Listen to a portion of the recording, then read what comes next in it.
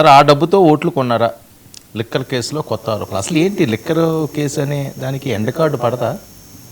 ఈ end card పడదు. అది ఎండ కాస్తూనే ఉంటుంది అది. ఎందుకంటే ఇద్దరికి మధ్యలో అది లిక్కర్ మార్చడమే, ప్రభుత్వం తీసుకోవడమే, వీళ్ళు ముడుపుల కోసం తీసుకున్నారు, దాంతోనే వాళ్ళకి డబ్బులన్నీ కూడా సమకూర్చుకున్నారు అన్నది టీడీపీ అంతకుముందు చేస్తున్న ఆరోపణ. దాని మీద ఇంకా వాళ్ళు కొనసాగిస్తున్నారు. వాళ్ళేమో మేము చౌకగా ఇస్తుంటే మీరు పెంచడం కోసం తీసుకొని మీ బినామీలకు ఇచ్చారు ఏదో ఆరోపణ. ఏదైతేనేమి గత జూన్ అప్పటి నుంచి కూడా ఇది జరుగుతూ ఉంది. జూన్ 19న ఎప్పుడో ఛార్జ్షీట్ వేశారు మొదటిది. ఆ తర్వాత చెవిరెడ్డి భాస్కర్ రెడ్డి, రాజకేశ్ రెడ్డి రకరకాల పద్ధతులు, అక్కడ డబ్బు దొరికింది, ఇక్కడ డబ్బు దొరికింది, ఇదంతా అయింది. కొంచెం దాగుడు మూతల కథ కూడా ఉంది. అంటే ఒకరిద్దరేమో బయటకు వస్తారు, మళ్ళీ ఏమో కొత్త ఇదేని కూడా వస్తుంది.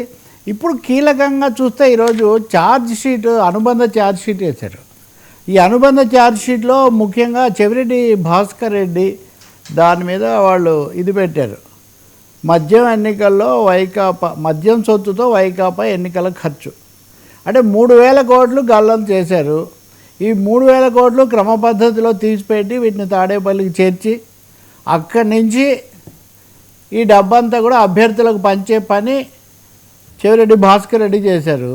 ఇందుకోసం వాళ్ళ అబ్బాయి తుడా ఏదో ఉన్న చెవిరెడ్డి మోహిత్ రెడ్డి అధికారిక వాహనాన్ని కూడా వాడారు.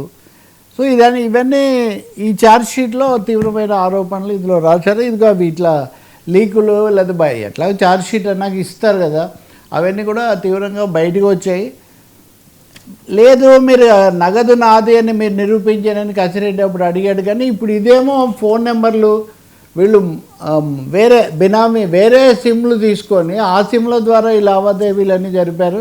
ఇదిగో ఫలానా టైంకు ఫలానా చోట చేశారు, ఫలానా టోల్గేట్ దగ్గర వీళ్ళు ఆగారు, ఇలాంటి ఆరోపణలన్నీ మాకు ఆధారాలు ఉన్నాయని చెప్పి సిట్ తరఫున ఛార్జ్షీట్ వేశారు.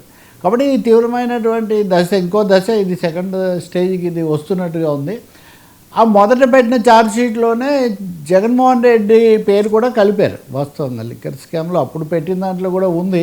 ఇక్కడ చెవిరెడ్డి నేరుగా అధిష్టానంతో లేదా జగన్మోహన్ రెడ్డి సీఎంఓ ఆఫీస్తో చేస్తూ ఇవన్నీ కూడా చేశారు అన్నది ఆరోపణగా ఉంది. ఇది మళ్ళీ తదుపరి దశ ఇది ఎక్కడికి వెళ్తుంది?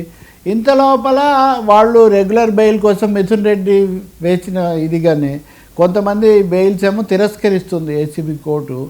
ఇంకోటి వాళ్ళకి 21 అభ్యంతరాలు ఏమన్నారో ఆ అభ్యంతరాలను మీరు చేయలేదు కాబట్టి వీళ్ళకి డిఫాల్ట్ బెయిల్ వస్తుందని బెయిల్ ఇచ్చారు. దాని మీద మళ్ళీ అది హైకోర్టులో సవాల్ చేయబడింది. అది కూడా అలా నడుస్తూ ఉంది. హైకోర్టు కొన్ని అంశాల మీద మేమో ఇచ్చింది. ఇప్పుడు మనం సుప్రీంకోర్టు కదా ఈ వక్ఫ్ దాంట్లో కొన్ని అంశాల మీద స్టే ఇచ్చినట్టుగా హైకోర్టు బెయిల్ మీద ఏం చేయలేదు, మొత్తం మీద కొన్ని అంశాల మీద మటుకు స్టే ఇచ్చింది. పక్కదోవ పట్టించారన్నారు. ఇప్పుడు వీళ్ళు పక్కదోవ పట్టించారా, వాళ్ళు పక్కదోవ పట్టించారా అన్నది హైకోర్టులో తేలాల్సి ఉంటుంది. ఏసీబీ కోర్టులోనేమో బెయిల్ ఇవి నడుస్తూ ఉన్నాయి. ఏతావార్త మీరు అన్నట్టు ఎప్పుడు ఇది వార్తల్లో ఉంటుంది.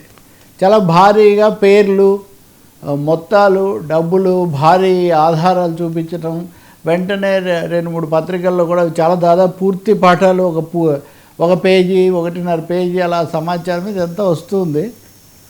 ఇవి డబ్బులు ఎన్నికల కోసం వాడారు అంటే ఒకటైతే నిజం, 1,00,000 కోట్ల కుంభకోణం అని 3,000 కోట్లు నగదుకు సంబంధించి వీళ్ళ దగ్గర ఆధారాలు ఉన్నట్టుగా వీళ్ళు చెప్తున్నారు. మరి ఏం జరుగుతుంది?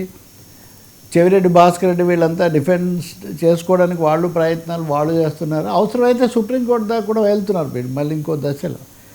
కాబట్టి ఇంకా చాలా రోజుల పాటు ఇది లిక్కర్ కేసు చుట్టూ మనం చక్కర్లు కొట్టడం తప్పనిసరిలాగే ఉంది. అంటే బియాండ్ డౌట్ అంటారు కదా, కోర్టుకు పూర్తి సంతృప్తికరంగా వీళ్ళు చెప్పడం, కోర్టు సాటిస్ఫై అయ్యి ప్రాసెస్ ప్రారంభించటం, ఇదంతా ఇంకా సమయం పట్టే వ్యవహారమే. సార్ అంటే తాడేపల్లి జగన్మోహన్ రెడ్డి గారు ఇంటికి వెళ్ళింది అంటే ఖచ్చితంగా వెళ్ళలేదు, వేరే ఏదో అపార్ట్మెంట్ దగ్గరలో ఒకటి ఉంది వాళ్ళకు, దాని పేరు చెప్తున్నారు, అక్కడికి చేర్చారు వీళ్ళు అని చెప్తున్నారు. ఓకే, ఒక అపార్ట్మెంట్ తీసుకున్నారు అక్కడ, దాంట్లో ఇదంతా ఉంది అని అక్కడికి చేర్చారు. డబ్బు ప్రధాన లబ్ధిదారుల్లో చెవిరెడ్డి ఒకరు అని వీళ్ళు లాగ్ బుక్స్ కూడా మాయం చేశారు వీటన్నింటినీ. ఇదంతా చాణక్యనకైనా ఉంటుంది. తాడేపల్లి ప్యాలెస్ సమీప ల్యాండ్ మార్క్ అపార్ట్మెంట్లోని ప్లాట్ నెంబర్ 312లో మద్యం ముడుపుల సొమ్ము భద్రపరిచేందుకు డెన్ ఏర్పాటు చేశారు. ఇది ల్యాండ్మార్క్ అపార్ట్మెంట్ ఫ్లాట్ నెంబర్ 312 దాంట్లో చేశారు. ప్రణయ్ ప్రకాష్ దీనికి ఇన్ఛార్జి.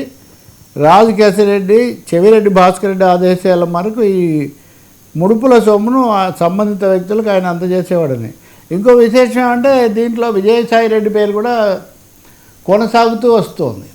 జగన్మోహన్ రెడ్డి పేరేమో ఆయన ఆదేశాల ప్రకారం జరిగిందని చెప్పడం ఒకటి.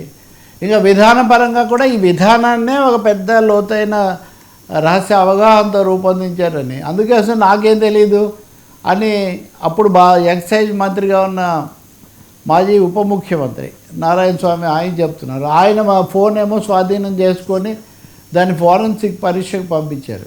కాబట్టి ప్రభుత్వం అయితే లేదా సిట్టు పోలీసులు అయితే ఏదో ఒక విధంగా ఇక్కడ చాలా తీవ్రమైన గుడిపుఠాని జరిగింది, చాలా మొత్తం చేతులు మారింది అనేది కోర్టుకు ఆధారాలతో సమర్పించే ఒక పెద్ద ప్రయత్నం చేస్తున్నట్టుగా మటుకు కనిపిస్తుంది. అది పట్టువదలని విక్రమార్కులాగా ఒక పాయింట్ దగ్గర వాళ్ళు వదిలిపెట్టట్లేదు.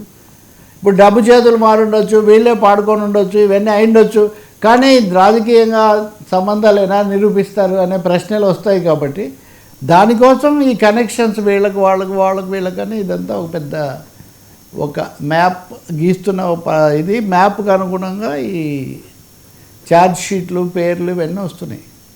ఖచ్చితంగా వాళ్ళ దగ్గర కొన్ని ఉన్నాయి అనిపిస్తుంది. అవి కోర్టులో నిలబడతాయా లేదా అన్నది మనం చూడాలి.